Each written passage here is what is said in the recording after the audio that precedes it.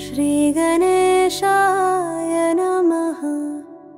मातर्नीलसरस्वती प्रणमता।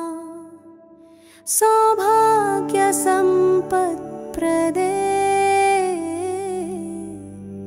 प्रत्यालीढपदस्थिते शवहृदि स्मेराननाम्भोरुहे।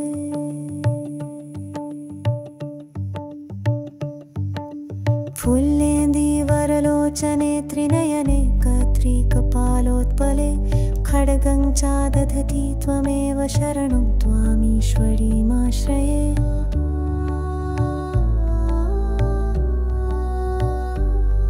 वाचामीश्वरि भक्तिकल्पलतिके सर्वार्थसिद्धीश्वरि गद्यप्राकृतपद्यजातरचना सर्वार्थसिद्धिप्रदे। नीलेन्दीवरलोचनत्रययुते कारुण्यवारान्निधे सौभाग्यामृतवर्धनेन कृपया सिञ्च त्वमस्मादृशम्।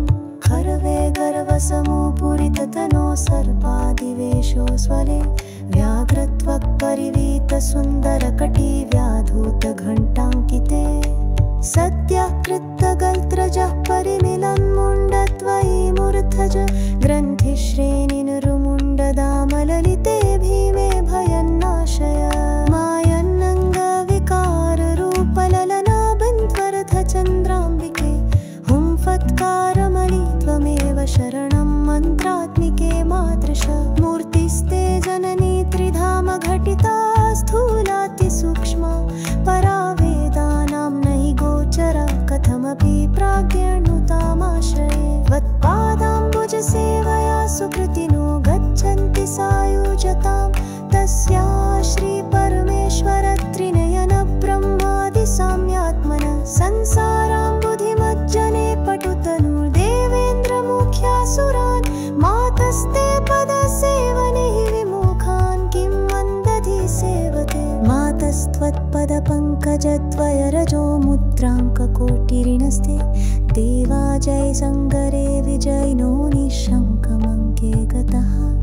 देवोऽहं भुवनेन मे सम इति स्पर्धां वहन्तः परे तत्तुल्यानियतं यथा शशिरविनाशं व्रजन्ति स्वयं।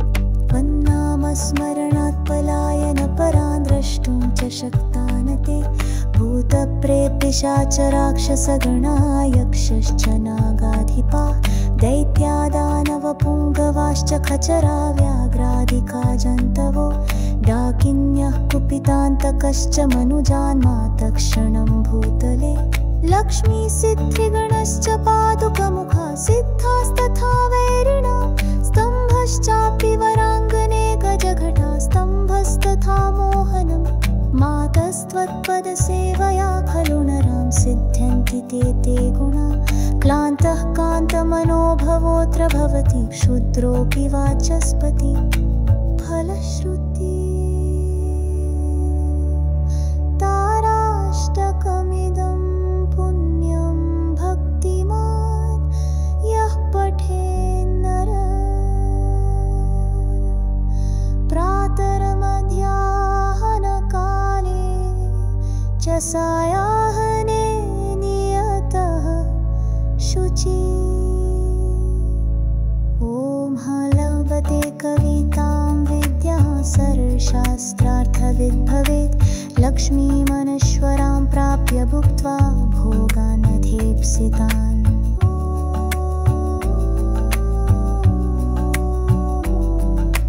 कीर्तिं कान्तिं च नैरुजं सर्वेषां प्रियतां व्रजत्। विख्यातिं चापि लोकेषु प्राप्यान्ते मोक्षमाप्नुयात्।